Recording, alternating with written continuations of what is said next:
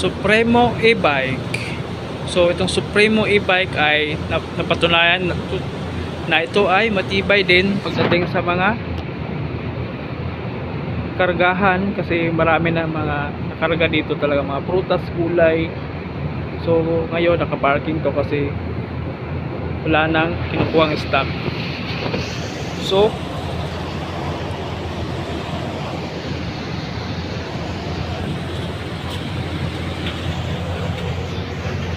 paano ba mag-start dito sa yan, ito yung start. So ito yung panel gauge. So pag lubat na, malalaman mo yun pag mag-blink na, at saka 1 bar na lang. So ito yung kanyang brake, ito yung kanyang throttle, tapos ito yung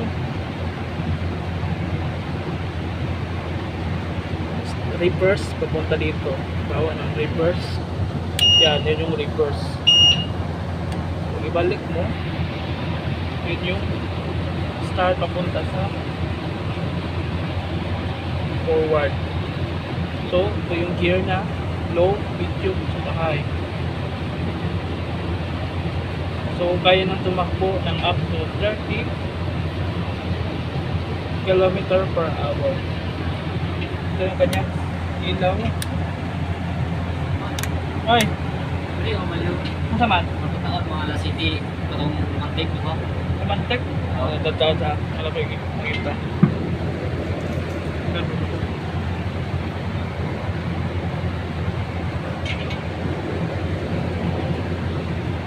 Ito yung turn signal niya.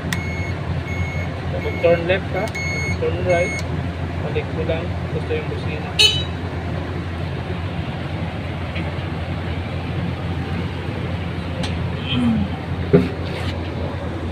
So, ang kanyang battery. So, i-off mo siya. Pag hindi mo gagamitin, i-off mo yung ito niya. Punta doon. Tapos pag ibalik mo, pag tapos mo na i-charge, ito pabalik. Charging time nito is 8 hours. Malalaman mo pag full charge pag speedy na yung blink niya. So yun. So matibay din Supremo e-bike.